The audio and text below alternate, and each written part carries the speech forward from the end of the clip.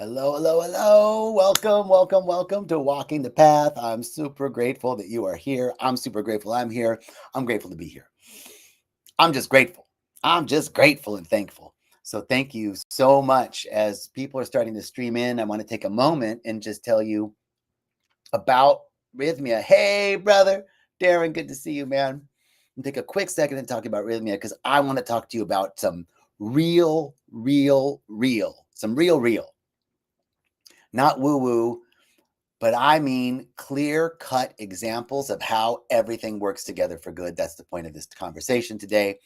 And how we can bring that in. Hey, sister, good to see you. How we can bring that in. So, Rythmia, happening now. Boy, this week has been amazing. I got to teach the opening workshop, and now I'm teaching The Answer Is You, which is Reverend Michael's workshop that we teach there. And that's one of the things that makes Rythmia different than any other retreat center is the curated classes that really help guide people through the process of understanding the medicine. It's the program that makes a beautiful container for the medicine, and I get to see it every week. So that's what happens at Rythmia. As people move through this program, they merge back together to a state of wholeness and begin to step into their lives more fully. So if you're on Instagram, you can go to rythmia.com. If you're on Facebook and YouTube, call the number on the screen. Thank you. Okay, our topic today. Everything is working together for your good. Really working together for good. No shit. Not talking about a statement that is ethereal. I'm talking about the truth that no matter what the appearances are, everything is working together for good, seen or unseen. No matter how things look on the surface, everything is ultimately working together for good. This is the truth. And okay, a personal story or anecdote about this. Okay, look, actually, I'm going to share with you something that just happened today with a client. One of the greatest things that I really love doing is I get to see people on a one-on-one basis and in group settings. So this was a client that I was seeing, and 3 months ago, he was doing really great at his job, and he got a promotion in the evening on a Wednesday, and by Thursday morning, he had gotten fired. Like, it was crazy. Like, they got a promotion, they moved him to this space, to this new office, and everything was looking great, and it was a promotion. But then what happened was the person that he was supposed to replace ended up not leaving, and there was just no place for him. And it really sucked. It really sucked. But he was like, what the F is going on, man? Like, I was promoted last night, and I don't have a job. And it was just one of those corporate things. And he had 4 months of working through stuff. And what has happened now, I saw him again today. We met during those 3 months. Today, he's like, I'm starting a new job on Monday. It's with the same company. They hired me back and said, I'm so sorry. But we have this new position in a different department where you'll be making twice as much money and working half the time. So things look really bad. Things look really unfair. And yet, this or something better. And there's some real scientific proof to this, that the universe is the most efficient system ever. It is the most, nothing is lost in the universe.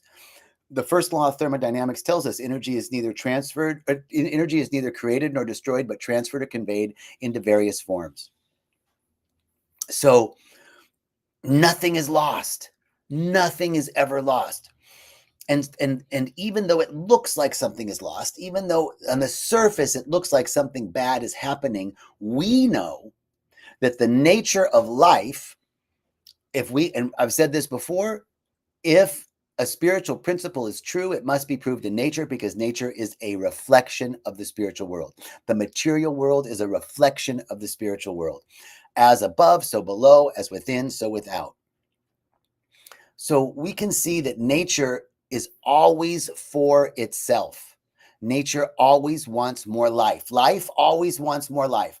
Even if it looks like life is being taken, more life is coming. Life wants more life. Nature is for itself. Life is for itself. And guess what? You are nature. You are life. You are God. You are nature. You are life. You are God. Therefore, life is for you. Life wants more than for you. Life goes before you and provides what is necessary before you even knew that you needed it. Before we arrived on this planet as a species, everything we needed was here. Every medicine that's ever been invented came from right outside my door, the jungle. We had food, everything necessary to build homes, family, everything that we needed was already here. Before you were born, your mother's breast had milk with all of the vitamins and probiotics and prebiotics and all of the things that you needed to live were there before you could breathe. There was oxygen here. Before you could use your lungs, there was oxygen. Life went before you and provided what was needed before you even knew you needed it. This is the basis for the principle and the mantra that no matter how things look on the surface, everything is working together for your good, really, really, really. So we have to have some sort of understanding of divine order versus surface appearances. Okay. So divine order operates beyond appearances. Divine order, hey, Serena, well, good to see you. Divine order operates beyond initial perceptions. Now, what is divine order? Okay, when I talk about the divine, I'm not talking about Santa Claus or a man in the sky or a person.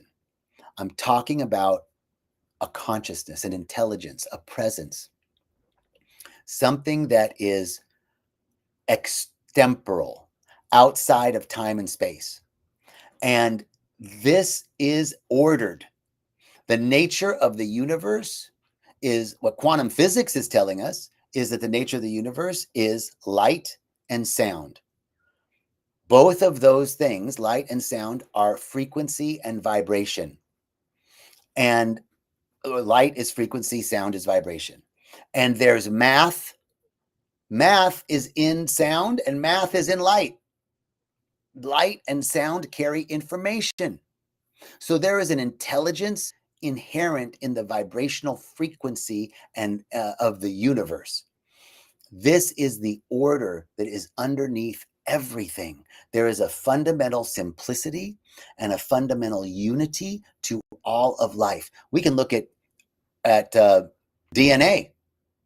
DNA has not changed one bit. DNA has not changed one bit. It's the same molecules, the same structure, infinite variation, infinite possibility, but the same fundamental underlying simplicity and order to all of life in its various forms, from human to animal to insect to plant life. It all has the same underlying order and principle and balance and harmony. You could use the analogy of like a jigsaw, right? Like you see a jigsaw puzzle, it looks all chaotic, all these pieces, but when you put them together, when viewed as a whole, there's a beautiful picture. So we have to create a fundamental understanding that don't get caught up in appearances. That's the key. Don't get caught up in appearances. Things are not what they appear to be. On the surface level, this may be occurring. Don't get caught up in appearances. Jesus said that. Yeshua ben Yusuf.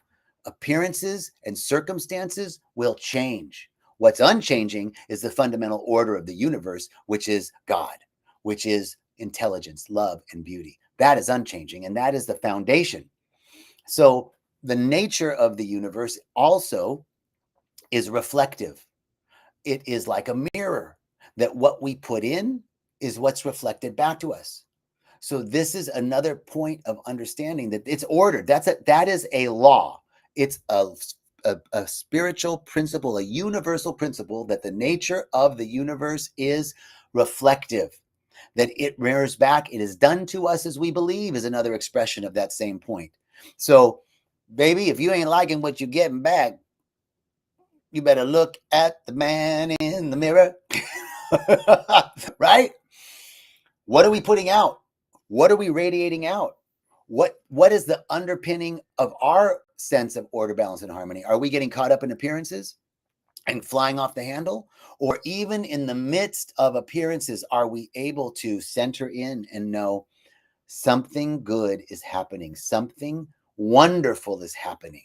This is a very high spiritual principle, a very high spiritual consciousness, to not be unaffected by circumstance, to not be insensitive to it, but no matter what the shifting circumstances and conditions are, that we are able to find our center and not have our inherent joy or belief and principle in the order, balance, and harmony of the universe be threatened by a circumstance and condition that will change. This is what we mean when we say, I have a joy deep in my heart that the world can't take away from me because the world didn't get to me. Okay? You know what I'm saying? So these principles are at play here have to do also with acceptance and faith.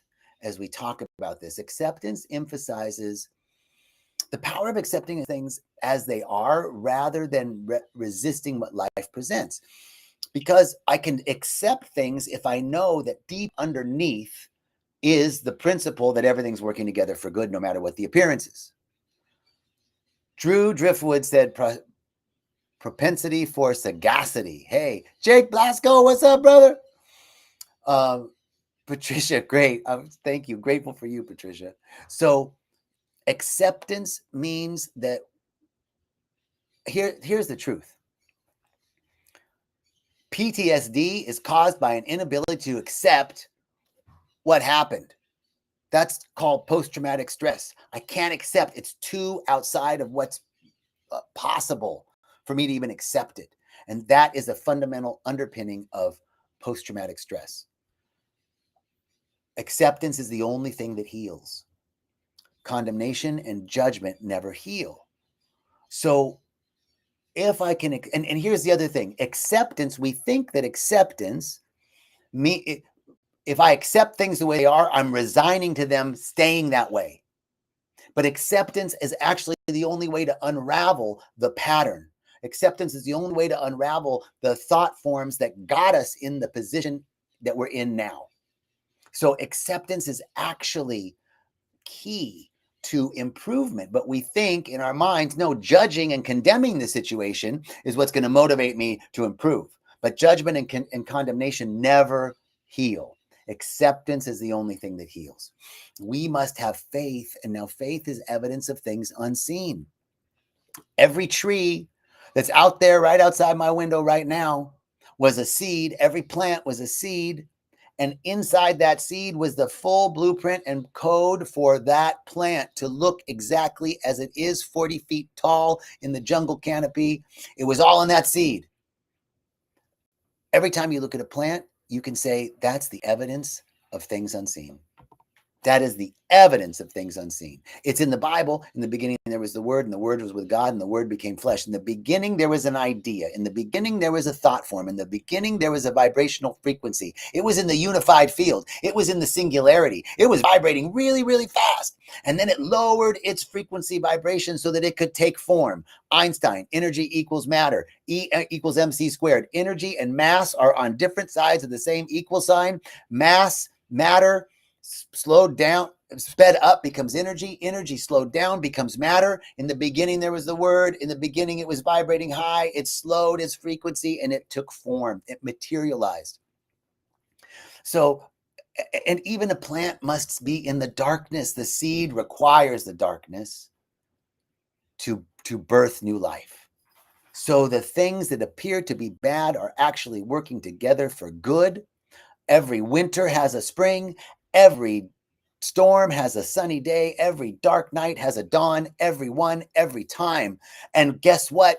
It's important that we have the night for things to happen in the day. And it's important that we have the storm for things to happen in the sunny day. And it's important that we have the winter. Otherwise, spring couldn't happen. Important things happen in these perceived times of darkness. Don't get caught up in appearances. Things are not what they appear to be. Think of a time in your life when you had an unwanted situation and see how it led to good. Another client I saw in person today, one of my dear friends, she came and shared with me that her house was broken into and they stole her computer and her kids' Nintendo. And, you know, it really sucks. And she said, well, I had this brand phone that was still in the box that was behind on the counter behind something. They didn't take that. They did take pictures of my credit cards. I wouldn't have even noticed it, but my friend pointed that out to me. And my credit cards were in the wrong order. So then I was able to cancel my credit cards. I wouldn't have even thought of that. The keys to the car were sitting right there. They didn't take the car. And I didn't have a computer, and we're in Costa Rica, and it's hard to get that kind of stuff here. And a friend of hers had the exact computer that she needed. Her friend said, hey, man, I wanted an upgrade, and I still have this old computer, and it's really good. You want it? So yeah, it sucks that she lost she didn't back stuff up, all that stuff. But there were so many good things. She was able to refrain this unwanted event to find the silver lining, to see that there's good in every situation, and there's still more good to come. It requires being curious over being judgmental, right? It's the distinction between mapping and marching. I love this distinction. If you are a military troop and you want to march from point A to point B, and you march yourself into a box canyon, that sucks. And now you're pissed because you're off track, you're behind schedule, and there's no good that's coming out of this. But if you are mapping the terrain and you march yourself into a box canyon, it's like, oh, well, here's some new terrain for me to map. All right. That's curiosity over judgment. That's mapping versus marching. So this is how we transform a challenging situation to see the hidden blessings, by bringing our mindset to being curious and remembering the metaphor of mapping. What new territory is here? What's here for me? I'm here. So let me explore this. That's a whole different perception. And then it really is about the journey and not the destination. That's really what's behind that cliche, right? But all of this requires breaking free from the ego's limited view. The ego is your amigo. Let's not get it twisted. The ego helps us. We need the ego. Otherwise, I wouldn't be getting out of bed. I wouldn't be giving this talk. You wouldn't be doing things. You wouldn't have any desire to move forward. The ego is required when it's mature, when it's harmonized. And the ego's role sometimes creates stories of right and wrong. Rumi has a beautiful quote: there's a field beyond right doing and wrongdoing. I'll meet you there. And this is the idea of understanding that things can be seen in multiple ways. Think of, I love quantum physics in terms of spiritual principle. Think of the wave particle duality. Sometimes it's a wave, sometimes it's a particle. And even think of the wave. Think of the waveform, right? The waveform has peaks and valleys. Is the valley worse than the peak? Is the peak worse than the valley? No. And for it to be a wave, for it to communicate its particular frequency and vibration, it has to have a wave. It has to. There has to be a winter for there to be a spring. There has to be a top of the wave for there to be a bottom of the wave. So I can look at it and go, top of the wave, bottom of the wave. I want to just be at the top of the wave. Well, it wouldn't be a wave then. It would be a line. And that's not cool because you'd be flatlined. So we need the wave. So we must disarm the ego's resistance to judging right and wrong. And it's like practicing self-inquiry and asking empowering questions. We want to ask empowering questions. How is this happening for me? There's some good here. Let me see it. That's one of my favorite prayers from Reverend Michael. Let me see it. I know there's some good here. I can't see it right now. I can't see how getting my computer stolen and my kids' Nintendo stolen is good, but I know something good is happening. And then you can rely on other principles like the universe is the most efficient thing ever, ever, ever. And there's no loss in God. There's no loss in the universe. So this or something better. This or something better will be replaced in my life because energy is neither created nor destroyed, but transferred or conveyed into various forms. So my energy, that computer energy, got transferred or conveyed into a different form. Now it's going to be transferred and conveyed to something better for me. This or something better will return to me. I see Ryan and Matthew in there. Hey, brothers, so good. So glad you're here. So remember, judgment and condemnation never heal. Acceptance is the only thing that heals. Finally, I want to wrap up with this mantra. I want you to have a mantra today that you can take with you, that when the shift hits the fan, you get to say, everything in my life is working together for my highest good, seen or unseen. Everything in my life is working together for my highest good, seen or unseen. Don't get caught up. I don't get caught up in circumstances. Circumstances change. This daily practice of affirming this truth, everything in my life is working together for my highest good, seen or unseen. Affirming this at the beginning of the day, and then using this mantra when things shift and when your emotional body is saying, "Oh, I don't know about this." You go, "Hey, I know everything is working together for my good, my best and highest good, seen or unseen. This is the truth." Okay. So this is our talk today. I'm so grateful. I'm so thankful that you're here. I'm so grateful and so thankful, to be in this space, this beautiful space of transformation. I'm so grateful and so thankful that I get to do these presentations. I'm so grateful and so thankful for the beautiful people that populate my life. And I'm grateful for each of you. And I recognize the divine presence. I recognize God, not a man in the sky, not Santa Claus, not a person, but a presence, a consciousness, an intelligence that is in, through, and has everything, that I am one with everything. I am connected to everything and everyone. You are connected to everything and everyone. We are connected to everything and everyone. We are one. And it is in this unified field, in this now moment, that I know that everything that we want comes to us. We call it forth with ease and grace in a magical way. As we move through life, each person moving through life in divine order, unfolding the way a course of action reveals itself, that you are blessed and a blessing everywhere you go, that as you move through the vicissitudes of life, you walk with the knowledge that everything is unfolding in absolute perfection, and everything really is working together for your highest good. Let me see it. Let us see it. Give us eyes to see and ears to hear. And when I say give us, I'm not asking some person outside of me. I'm telling myself, because I am God and you are God, goddess. I'm telling myself, let me see it. Let me see. Give me eyes to see and ears to hear. For I know a way will be made, rivers in the desert and a way in the wilderness. If we have but eyes to see and ears to hear. I know that we have eyes to see and ears to hear today. I'm so grateful and so thankful to speak this word. I'm so grateful and so thankful to know this truth. I release this word into the law, which says it is done to us as we believe. And I believe down into my bones that everything is working together for your best and highest good. And so it is. Amen. Ache pati. And hallelujah, baby. All right. Love you guys so much. Thank you. Blessings, blessings, blessings. I will see you soon. Bye, everybody.